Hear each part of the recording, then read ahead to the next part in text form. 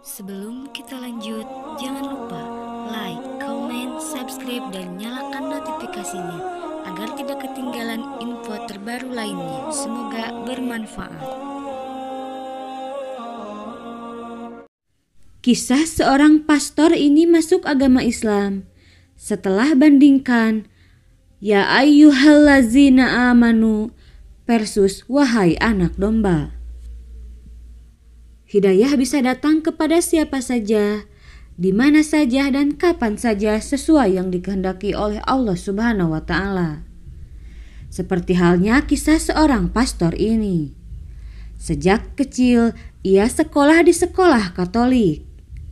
Mulai dari TK Katolik Kristus Raja, SD di Katolik Santo Yohanes Gabriel, SMP di Katolik Santo Stanislaus, SMA di Katolik Santa Maria, dan sekolah pastor tingkat menengah Santo Vicentius e Paulo, sekolah tinggi pastor Katolik Santo Giovanni, Magister Teologi Vatikan Roma.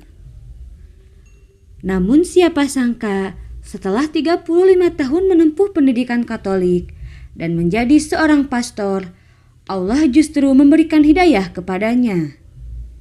Ustadz Bangun Samudra, demikian nama muslimnya sekarang.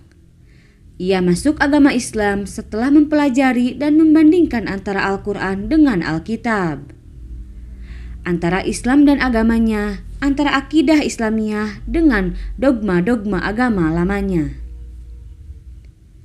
Salah satu yang menarik dan membuatnya berpikir mendalam adalah saat mempelajari Al-Quran. Semula ia mempelajari Al-Quran untuk menentang dan menolaknya. Tapi ia justru terkesima saat mendapati di Al-Quran banyak panggilan mulia dari Allah untuk hambanya. Di surat An-Nisa ayat 1 ada Ya ayyuhan nas atau wahai manusia. Di surat Al-Baqarah juga ada Ya ayyuhan nas. Yang lebih dalam lagi, dalam sekian banyak ayat Al-Quran mendahului dengan panggilan Ya ayyuhallazina amanu, wahai orang-orang yang beriman. Panggilan-panggilan ini begitu memuliakan. Kita dipanggil sebagai manusia, bahkan kita dipanggil sebagai orang-orang beriman, pikir Bangun Samudra. Ia lantas membandingkan dengan kitabnya yang menyebut, wahai anak-anak domba. Mengapa Tuhan kami memanggil kami sebagai anak domba yang dalam bahasa Jawa berarti wedus? Benarkah ini panggilan dari Tuhan? Panggilan dari kedua kitab itu adalah salah satu di antara sekian banyak hal yang menjadi dasar pemikiran mengapa ia akhirnya masuk agama Islam.